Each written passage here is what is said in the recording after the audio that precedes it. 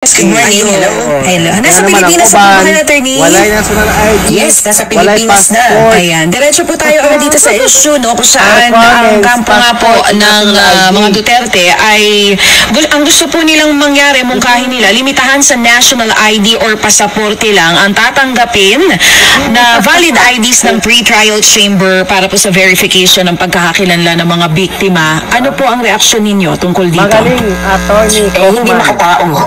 Parang wala namang puso itong sina Attorney Kaufman.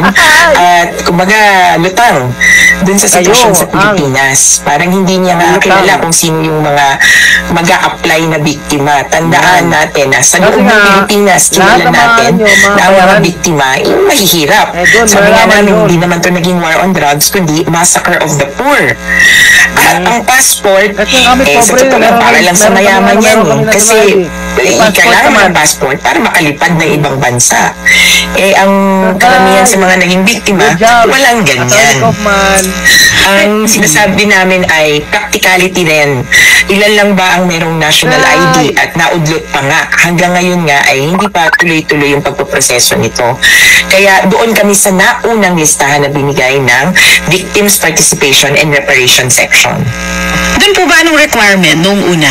Ano talaga for pre-trial chamber, ano lang ang requirement para para makalahok po sila? Ang requirements ay aaprubahan nga correct ng pre-trial chamber at ang una nilang i-approve ay yung form. So, nauna na merong na-submit daw na household application form na ginamit nila sa dating mga kaso ng CONI tapos parang sa ONGWEN.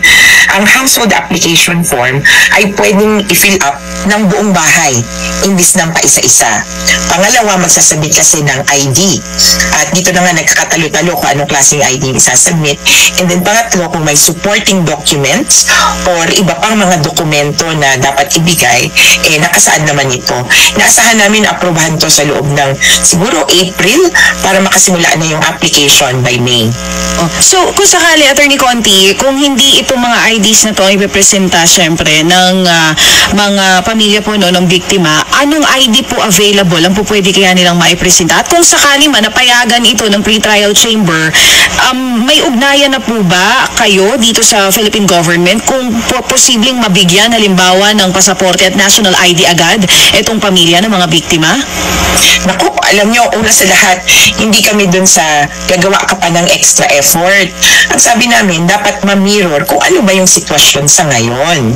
Kailangan kilalanin niya ng korte at tiwala kami dahil sila ay victim-friendly court na pakikinggan nila kami. Ang sabi namin, ano bang ID na kami umitan na hawak ng tao? Gusto nyo na Yung bang madalian. maximum na o yung karamihan, UMID. Kasi nandiyan yung SSS, nandiyan yung PhilHealth. Pwede din yung paisa-isang ID ng SSS, PhilHealth, Pag-ibig. Pwede din barangay ID. Pwede din local government ID. Doon sa mga nag-eskwela. Kasi pwedeng itrato yung mga anak na biktima or indirect victim ng pagkamatay ng kanilang mga magulang. Pwedeng school ID. Marami pang ibang ID na kumbaga hawak na natin. At sabi nga namin, yung ultimo, birth certificate dapat ay acceptable na. Kaya lang, medyo sa Pilipinas, ang hirap kasi, para makakuha ng ID, kailangan mo ng 2 valid IDs. Para makakuha ng 2 valid IDs, kailangan mo ng ganito, kailangan mo ng pera. Pero tingin namin, kung may alternatives, kumbaga, may listahan ng mga pwedeng ibigay bukod sa national ID tsaka passport. Actually, hindi naman kami kontra na pwedeng mag-submit ng passport at national ID. Doon kami kontra sa yun lang. Kaya yung alternatives nakapila naman yan. Hanggang pinakaunang dokumento na dapat makuha mo ay birth certificate. Kaso kinikilala din namin parang may 30 million na Pilipino na walang birth certificate. Kaya hindi tayo pwedeng lumugar dun sa, hindi, kumuha kayo. Sa amin po, kung ano ang hawak at ano ang pinakakayang gawin, yun. Total, kailangan din naman talaga ng ID. Kaya lang, para dun sa ang taas ng, passport, nako, mahihirapan yan, lalo na yung karamihan sa mga biktima.